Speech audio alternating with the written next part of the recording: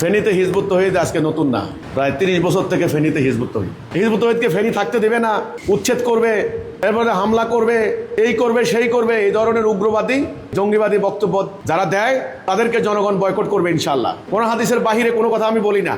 আপনাদের কনসেপ্টের সঙ্গে মিলে না বলে আপনি ফেনী থেকে বের করে দিবেন, এই ধরনের অহেতুক হুমকি দামকি দিয়েন না। আমরা হুমকি দামকি তোয়াক্কা করি না। জিনিসটা আমার নজরে আসছে, সোশ্যাল মিডিয়াতে যেভাবে তারা অপপ্রচার চালাচ্ছে।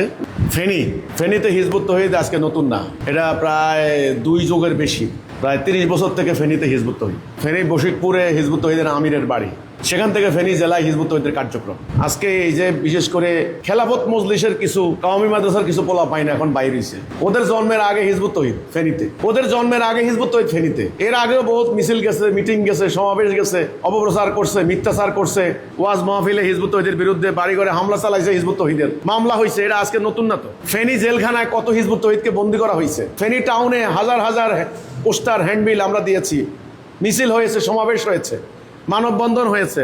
ফেনীতে আমাদের জনসভা হয়েছে, এখনো হচ্ছে সরকারের অনুমোদন নিয়ে। হিজবুত তৌহিদ একটা বৈধ আন্দোলন, আইন মান্যকারী আন্দোলন, দেশপ্রেমিক জনতার আন্দোলন, ইমানদার মোমেনদের আন্দোলন।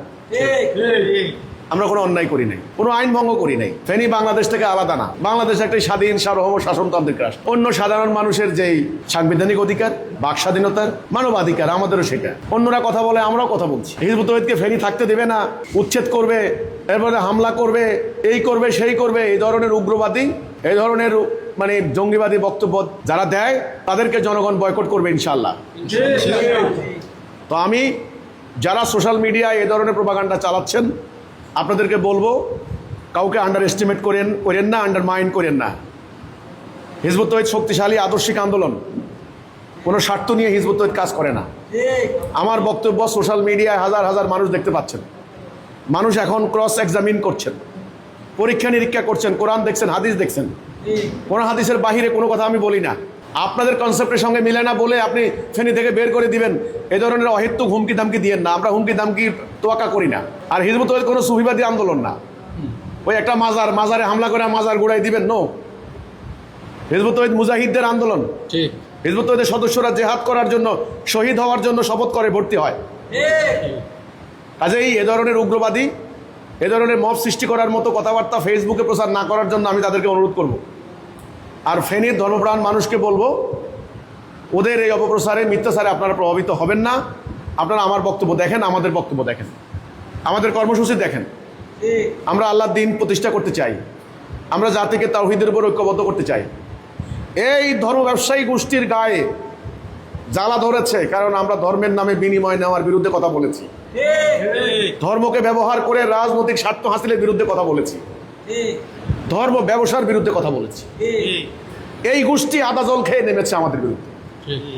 কাজে ফেনীর জনগণ, সাধারণ ধর্মপ্রাণ মুসলমানদের প্রতি আমার আবেদন থাকবে, আপনারা এদের মিথ্যাচারে গুজবে আপনারা প্রভাবিত হবেন না।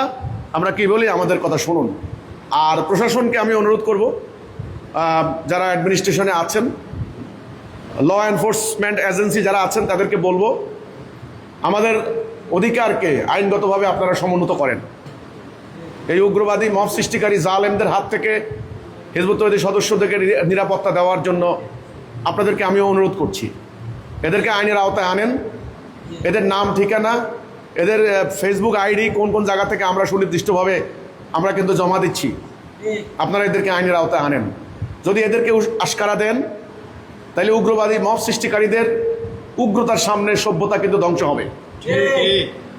আমি আইনশৃঙ্খলা বাহিনীকে বলছি, অনুরোধ করছি, আমাদের সদস্যদের জানমাল হুমকির মুখে, তারা আক্রান্ত হতে পারেন যে কোনো জায়গায়।